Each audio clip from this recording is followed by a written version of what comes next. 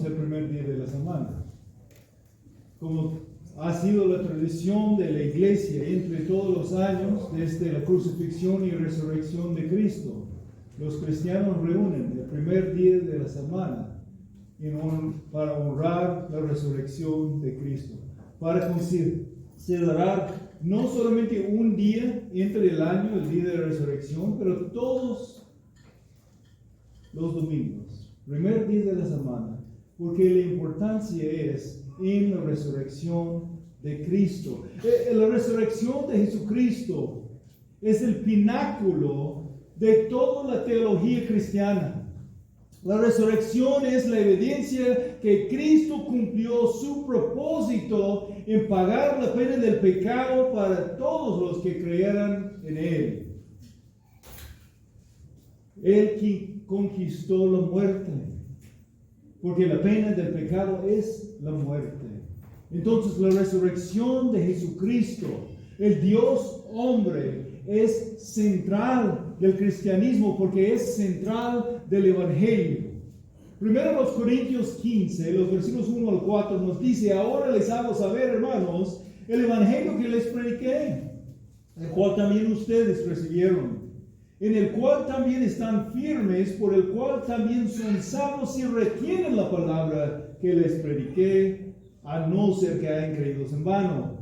Porque yo les entregué en primer lugar lo mismo que recibí, que Cristo murió por nuestros pecados, conforme a las Escrituras, que fue sepultado y que resucitó el tercer día, conforme a las Escrituras. Si brincamos adelante, versículo 12, ahora bien, si se predica que Cristo resucitó de entre los muertos, ¿cómo dicen algunos entre ustedes que no hay resurrección de los muertos? Si no hay resurrección de los muertos, entonces ni siquiera Cristo ha resucitado. Y si Cristo no ha resucitado, vana también la fe de ustedes. Aún más, somos hallados falsos testigos de Dios, porque hemos testificado contra Dios que Él resucitó a Cristo, a quien no resucitó, si en verdad los muertos no resucitan. Porque si los muertos no resucitan, entonces ni siquiera Cristo ha resucitado, y si Cristo no ha resucitado, la fe de ustedes es falsa. Todavía están en sus pecados. Brincando al versículo 20 del 1 Corintios 15. Pero ahora Cristo ha resucitado de entre los muertos, primicias de los que durmieron. Porque ya que la muerte entró por un hombre, también por un hombre vino la resurrección de los muertos. Porque así como en Adán todos mueren, también en Cristo todos serán vivificados. Pero cada uno a su debido orden. Cristo las primicias, luego los que son de Cristo en su venida. La victoria de Cristo sobre el poder del pecado y la muerte nos da el poder para vivir bajo su señorío y para su gloria. La resurrección también tiene implicaciones muy prácticas para nuestras vidas diarias, aquí todavía en la tierra. Y más, nos da la promesa de nuestra futura resurrección y glorificación de nuestros cuerpos. No solamente libres de la pena del pecado por la justificación, del poder del pecado entre la santificación, sino un día aún estaremos libres de la presencia del pecado también, cuando recibimos cuerpos glorificados. Capítulo 15 de 1 Corintios termina con lo que empieza en versículo 50. Esto digo, hermanos, que la carne y la sangre no pueden heredar el reino de Dios, ni lo que se corrompe hereda lo incorruptible.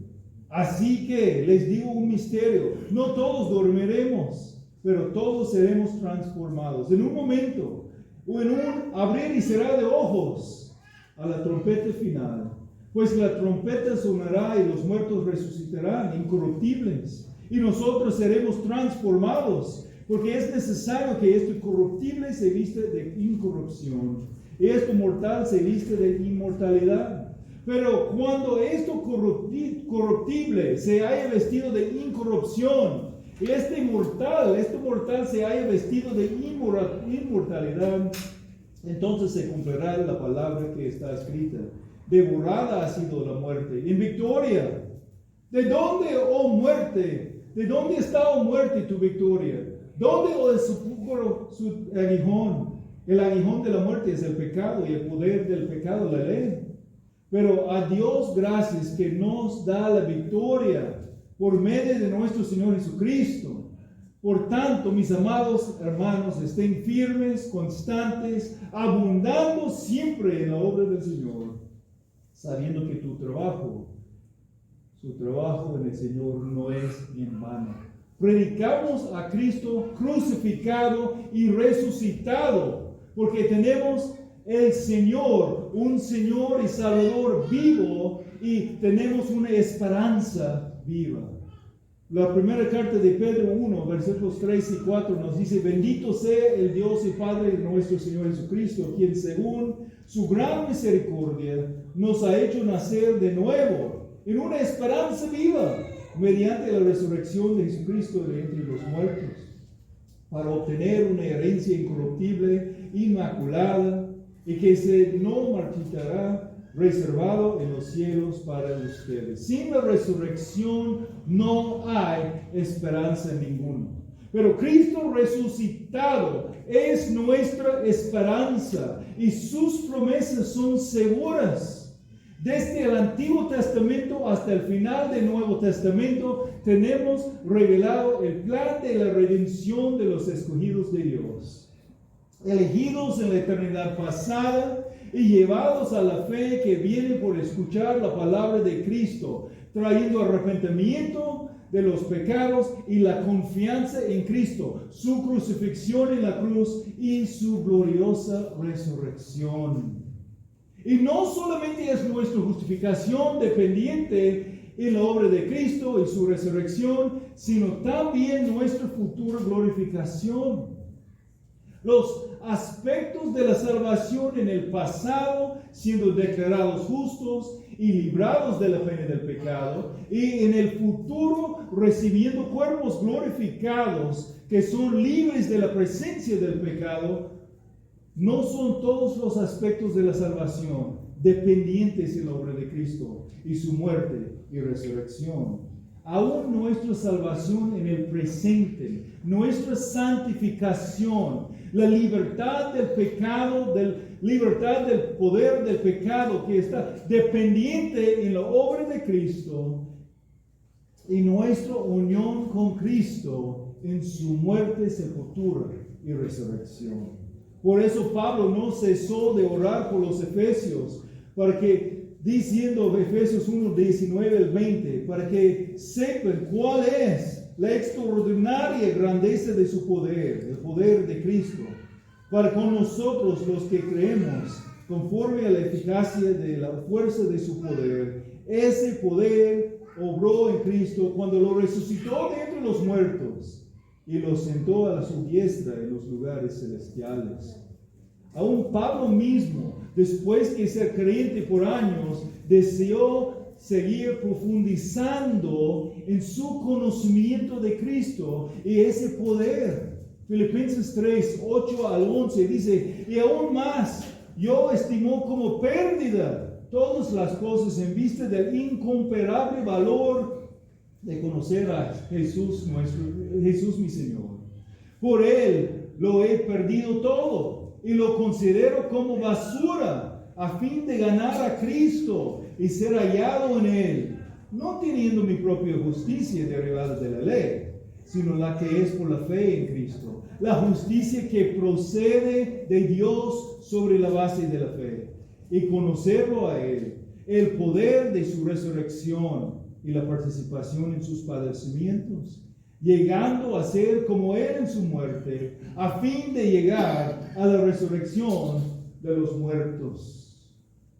El poder de la resurrección de Cristo y nuestra unión con Cristo en su muerte y resurrección no son temas pasantes o sin peso entre los argumentos de los apóstoles, entre sus escritos en el Nuevo Testamento. Podemos ver en Colosenses 3, 1 al 4. Si ustedes pues han resucitado con Cristo, busquen las cosas de arriba, donde está Cristo sentado a la diestra de Dios. Pongan la mira a las cosas de arriba y no en las cosas de la tierra, porque ustedes han muerto y su vida está escondida con Cristo en Dios. Cuando Cristo en nuestra vida sea manifestado, entonces ustedes también serán manifestados con Él en gloria. Entonces, ¿cómo tenemos esa unión con Cristo? En su muerte y resurrección debemos vivir ahora diferentemente. Vivir en una manera que refleja la vida que hemos recibido en Cristo.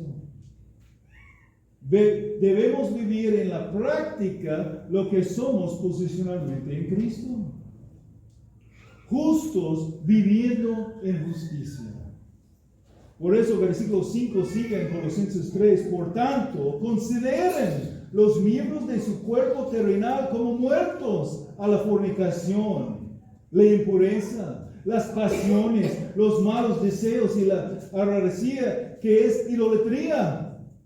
En su segunda carta a Timoteo, en el contexto de una exhortación a la fidelidad en el servicio a Cristo, Pablo llama a Timoteo y los oyentes de su carta a recordar a Cristo, y citando una frase fidedigna reconocida entre la iglesia primitiva, probablemente aún una frase que fue cantada entre ellos. Tenemos 2 Timoteo 2:11. Palabra fiel es que si morimos con Él, también viviremos con Él.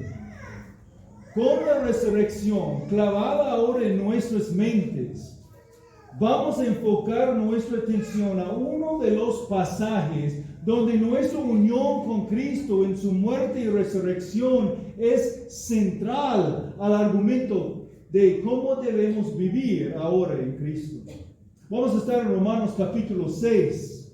No vamos a profundizar en todos los detalles del pasaje, sino verlo a distancia, para captar el flujo del argumento y las conexiones entre nuestra unión con Cristo en su muerte y resurrección y las implicaciones para la vida práctica diariamente, la aplicación de las implicaciones en nuestras vidas. Mi propósito ahora entonces es dar una vista más panorámica y más breve con el fin de ver las implicaciones de nuestra unión con Cristo, las implicaciones de nuestra unión con su muerte y su resurrección. Aquí en la carta a los Romanos, Pablo está haciendo un argumento seguro de cómo el Dios santo y justo puede salvar aún los pecadores injustos y todavía ser santo y justo. Es una defensa, una vindicación de la justicia de Dios en salvar a los injustos. Y lo esencial del argumento es que Cristo, el justo Dios hombre, tenía que vivir la vida perfecta, en perfecta justicia, y morir pagando la pena del pecado para los injustos, para que sean justificados y para que reciban la justicia de Cristo imputada a ellos.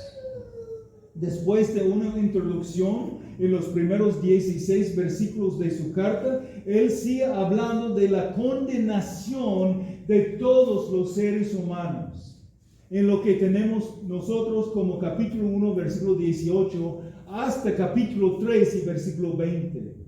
Para poner nuestro texto en su contexto, les daré un sobrevisto del flujo del argumento de la carta a los Romanos, ahora llegando hasta capítulo 6. Y si Dios me permite, más adelante en el próximo año, vamos a profundizarnos en toda la carta. Pero para entender bien la enseñanza de capítulo 6, tenemos que ver qué es el propósito, de dónde va el argumento de la carta de Pablo a los Romanos.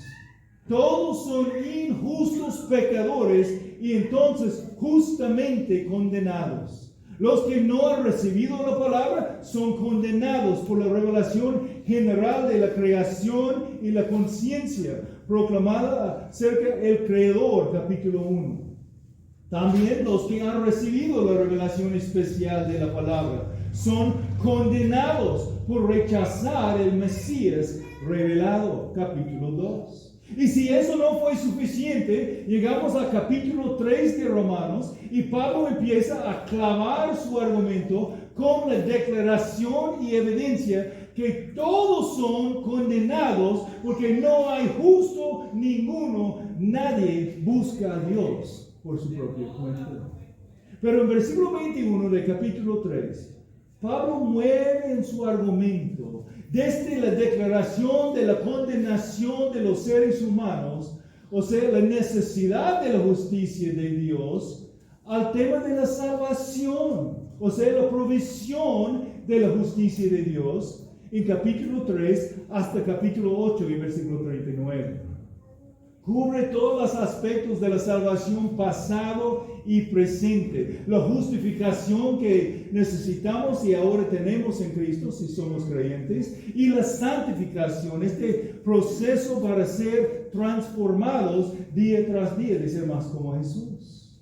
Romanos 3, 21 y 23 dice, pero ahora, aparte de la ley, la justicia de Dios ha sido manifestada, conforme por la ley y los profetas. Esta justicia de Dios, por medio de la fe en Jesucristo, es para todos los que creen, porque no hay distinción, por cuanto todos pecaron y no alcanzan la gloria de Dios. La justicia necesitada está hallada solamente en Cristo por fe en Él. Entonces aquí bajo el tema de la salvación, o sea, la provisión de la justicia de Dios, en capítulo 3, 21 hasta 8, 39, tenemos la justificación, o sea, el creyente declarado justo, en capítulo 3, 21 hasta 5, 21. Y empezando en capítulo 6, el argumento se va ahora a la santificación. Primeramente, los que necesitan la justicia, los que son pecadores, necesitan arrepentir de sus pecados y confiar en Jesús para ser declarados justos y recibir la justicia de Cristo. Pero ahora como justificados, tienen que empezar a vivir diariamente en la justicia, de vivir en tal manera que somos, si hemos sido justificados. Entonces, empieza el argumento sobre la santificación, o haciendo el creyente declarado justo posicionalmente en Cristo, ahora justo en la práctica de su vida. Ahora, capítulo 5, Pablo está haciendo el argumento que pecábamos en Adán, el primer hombre, y entonces con una naturaleza pecaminosa pecamos nosotros. Y entonces moriremos, pues la pena del pecado es la muerte. Romanos 5:12 dice, por tanto, tal como el pecado entró al mundo por medio de un hombre, y por medio del pecado la muerte, así también la muerte se extendió a todos los hombres, porque todos pecaron.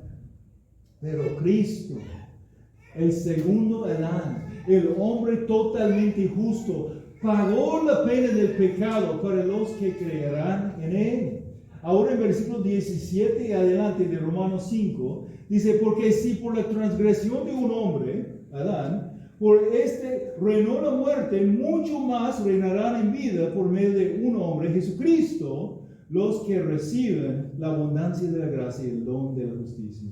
Así pues, tal como por una transgresión resultó la condenación de todos los hombres, así también por un acto de justicia resultó la justificación de vida para todos los hombres, porque así como por la obediencia de un hombre los muchos fueron constituidos pecadores, así también por la obediencia de uno los muchos serán constituidos justos.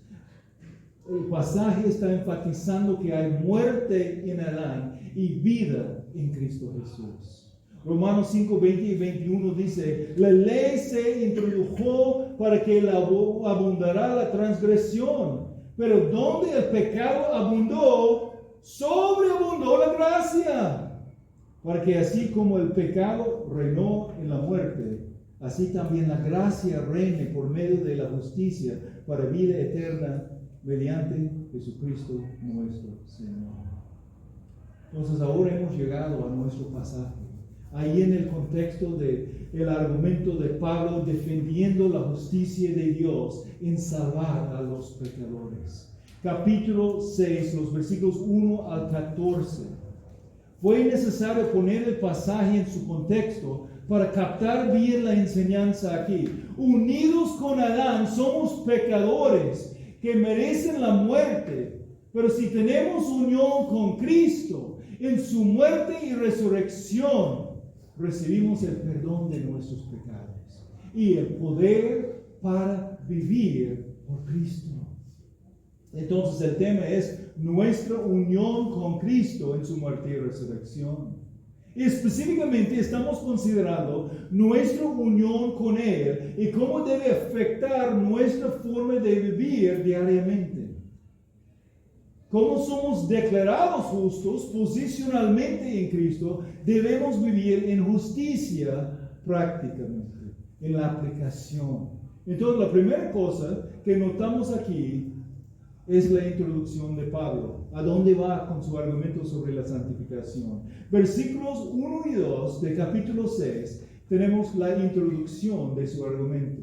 Y la introducción viene en forma de un resumen de capítulo 5 con una anticipación de un argumento equivocado. Como un buen abogado, él está anticipando lo que va a estar en contra y cortando las piernas antes que puedan aún levantar su argumento. Él dice aquí, ¿qué diremos entonces? ¿Continuaremos en pecado para que la gracia abunde? De ningún modo. Nosotros que hemos muerto al pecado, ¿cómo viviremos aún en él? Versículos 1 y 2. Básicamente, él está diciendo, ¿pecamos más para recibir más gracia?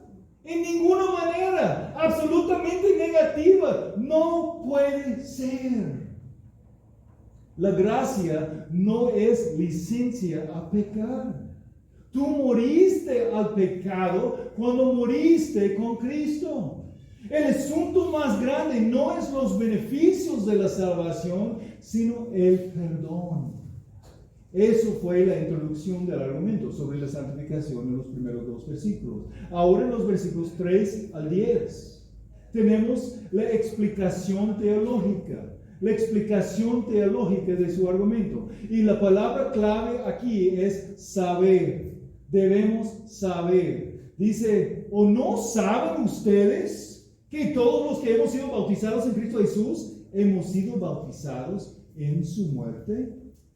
¿Continuaremos en pecado para que la gracia abunde? No sean tan ridículos. ¿No saben ustedes que todos los que hemos sido bautizados en Cristo Jesús hemos sido bautizados en su muerte? Necesitamos saber que ya hemos sido identificados con Cristo en su muerte y resurrección. Estamos unidos con Cristo si somos creyentes verdaderos. Tenemos unión con Él. ¿O no saben ustedes que todos los que hemos sido bautizados en Cristo Jesús, hemos sido bautizados en su muerte? Por tanto, por eso hemos sido sepultados con Él por medio del bautismo para la muerte, a fin de que como Cristo resucitó de entre los muertos por la gloria del Padre, así también nosotros andemos en novedad de vida. Nota bien, aquí no es el bautismo en agua, sino el bautismo espiritual, como 1 Corintios 12 y versículo 13. Pues por un mismo espíritu todos fuimos bautizados en un solo cuerpo, ya judíos o griegos, ya esclavos o libres. A todos se nos dio a beber del mismo espíritu.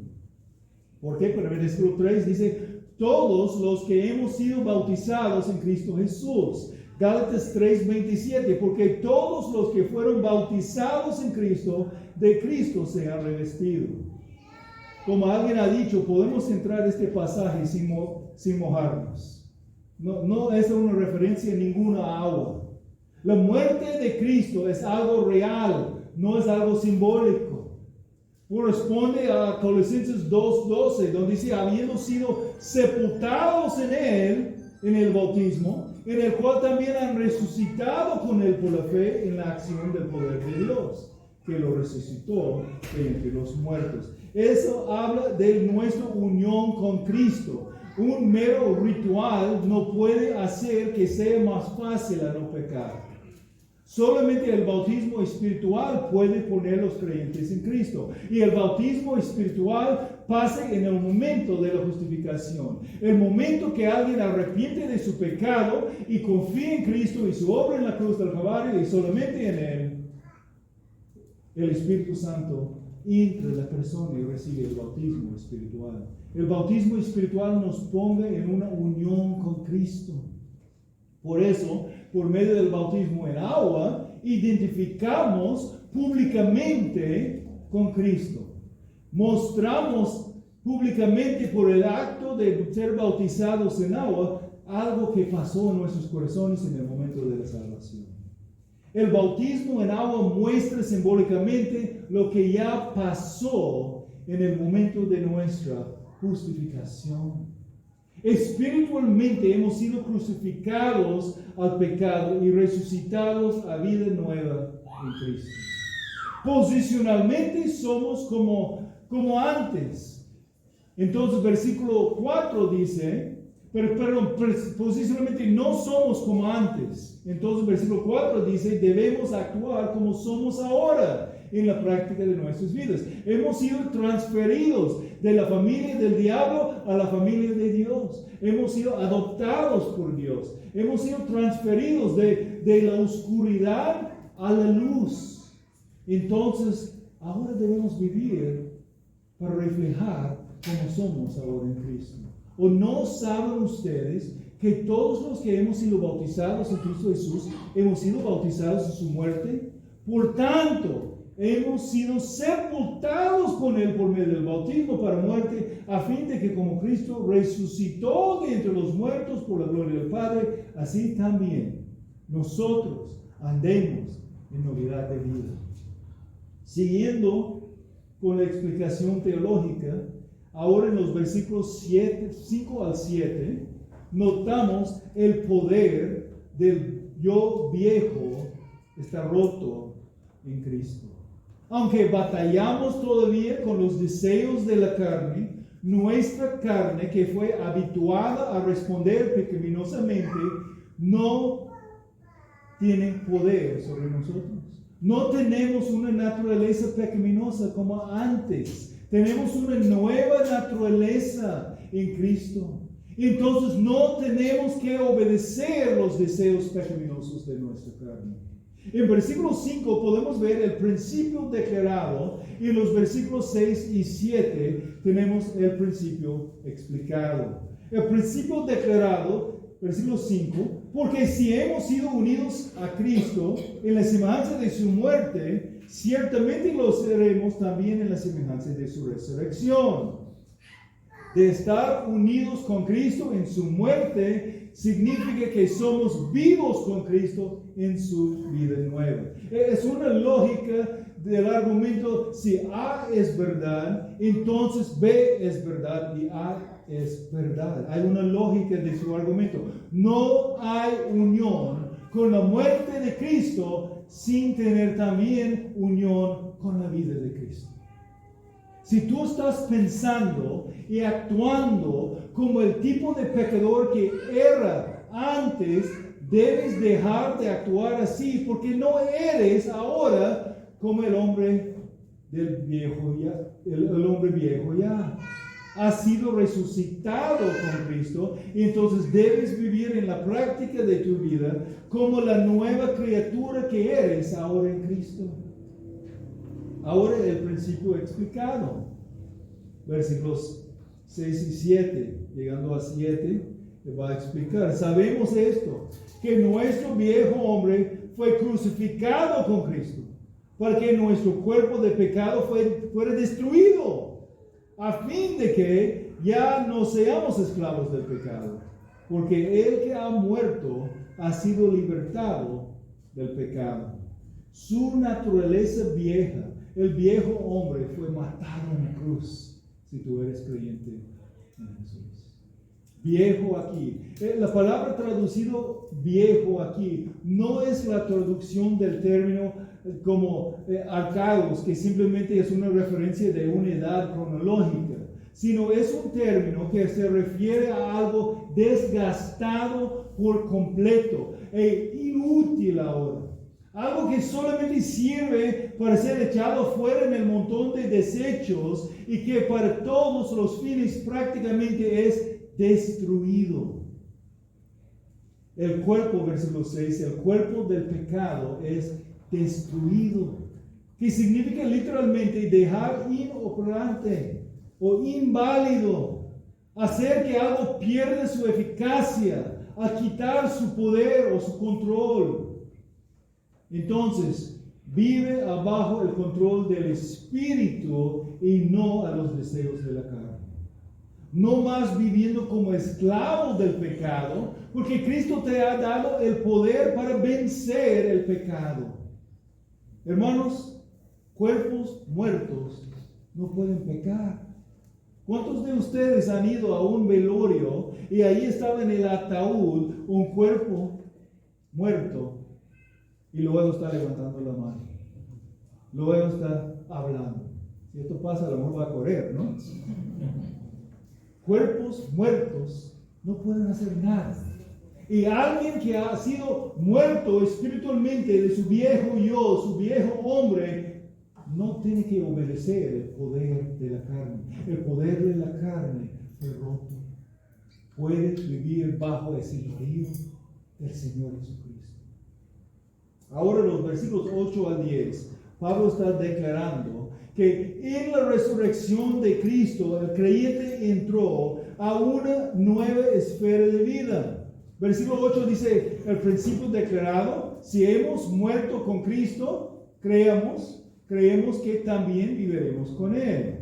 Y versículos 9 y 10, el principio explicado, sabiendo que Cristo, habiendo resucitado entre los muertos, no volverá a morir. La muerte ya no tiene dominio sobre Él.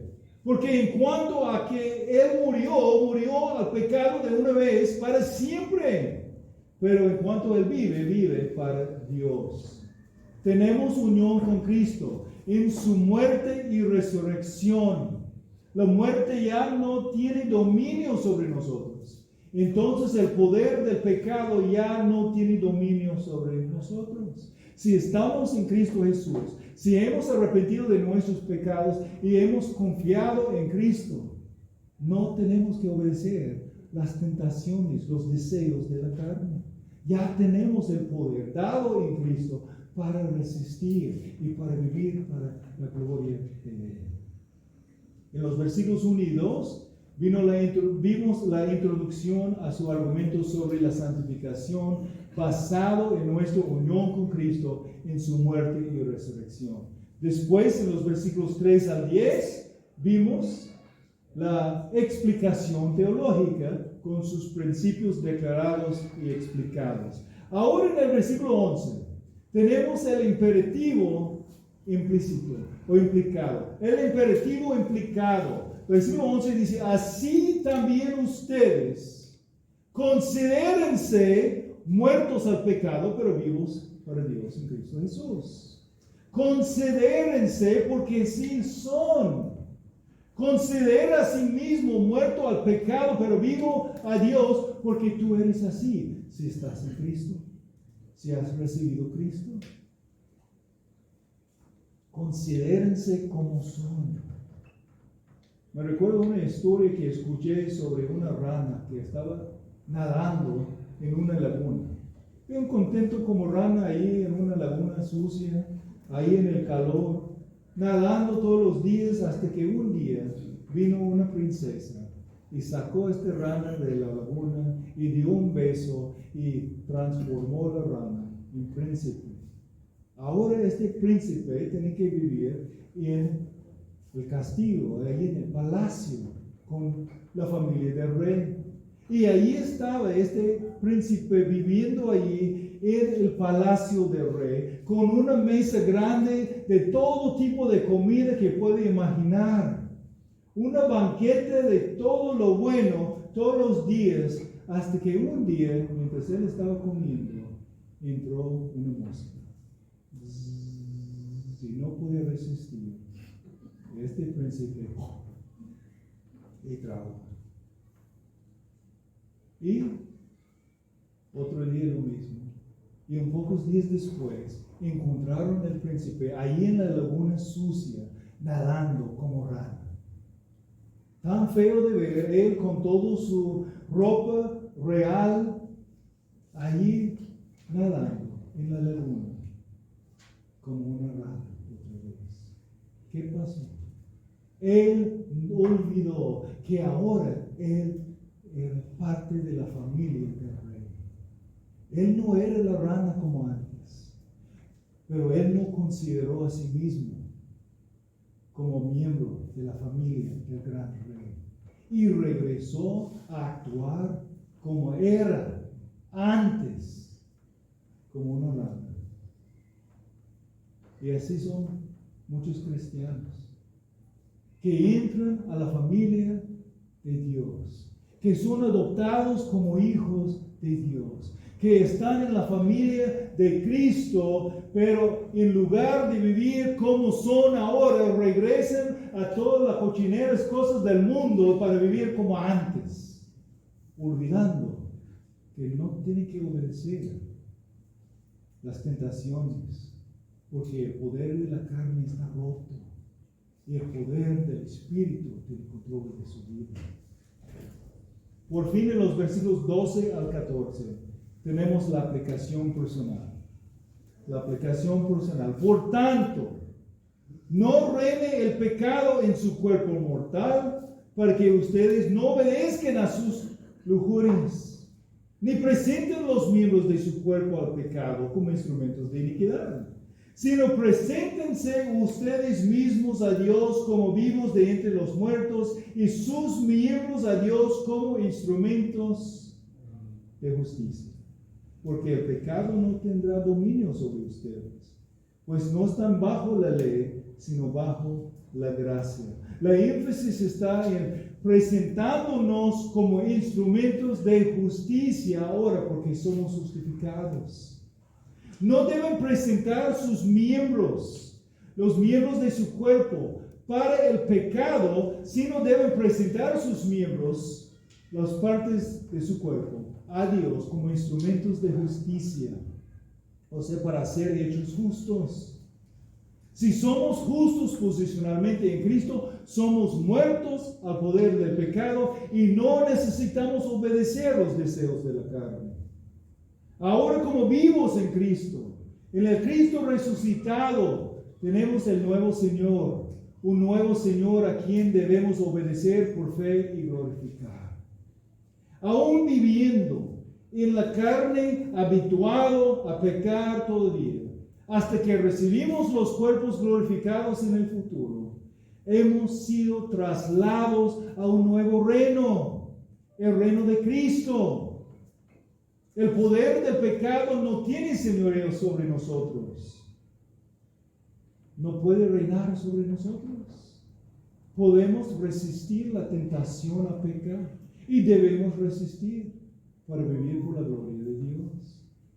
Cuando Pablo llega a la porción de la carta enfocada en la aplicación personal por implicación del Evangelio presentado y defendido en los primeros 11 capítulos de su carta, como es su costumbre, va a profundizar en las aplicaciones implícitas de la teología presentada por la primera parte de su carta, y notaremos que nuestros cuerpos no son disponibles ahora para la violencia física, capítulo 12.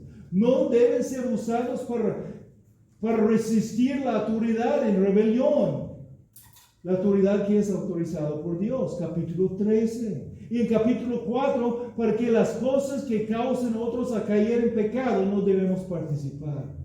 Hay implicaciones muy prácticas de entender el argumento de la santificación. En capítulo 15 aún su argumento sea que ahora nuestros cuerpos están disponibles para la justicia y no la injusticia. Podemos, mas debemos usar el cuerpo mortal, lo cual era adaptado a pecar antes, ahora para los hechos de la justicia. Romanos 6, 9 y 10, sabiendo que Cristo, habiendo resucitado de entre los muertos, no volverá a morir. La muerte ya no tiene dominio sobre él, porque en cuanto a que él murió el pecado de una vez para siempre. Pero en cuanto él vive, vive para Dios. Entonces, versículo 11, así también ustedes, si están en Cristo Jesús, así también ustedes considérense muertos al pecado, pero vivos para Dios en Cristo Jesús. Que nunca nos cansemos de considerar la gloriosa resurrección de Cristo y todas las implicaciones que tiene para nosotros. Si tú no has arrepentido de tus pecados y no has confiado en Cristo y solamente en Él para recibir su perdón, tú no tienes este poder para resistir. Todavía estás en tus pecados y todavía estás bajo el reino del pecado, la esclavitud al pecado. Pero no tienes que quedar así. Puedes arrepentir de tus pecados y confiar en Cristo Jesús y ser transferido del reino del pecado al reino de Dios. Puedes recibir el perdón y tener una vida cambiada. Nosotros, si hemos arrepentido de nuestros pecados, si hemos confiado en Cristo, tenemos el poder en Cristo a vivir para su gloria. Hablando de la resurrección de Cristo, no solamente en lo que implica para nosotros en el futuro, pero aún ahora, en la vida práctica, día tras día. Considerando a Cristo y el poder de su resurrección, voy a terminar con un versículo, un pasaje más. Lucas 24, 2 al 6. Encontraron que la piedra había sido removida del sepulcro. Y cuando entraron, no hallaron el cuerpo del Señor Jesús. Aconteció que estando ellos perplejos por esto, de pronto se pusieron junto a ellos dos varones en vestiduras resplandecientes. Estando ellos aterrorizados e inclinados sus rostros de la tierra, ellos les dijeron: ¿por qué buscan entre los muertos al que vive? No está aquí, sino que ha resucitado. Hermanos, adoramos el Señor Jesús, el Señor resucitado, el quien puede transformar nuestras vidas y darnos el poder para vivir en vidas justas que reflejen su gloria. Señor,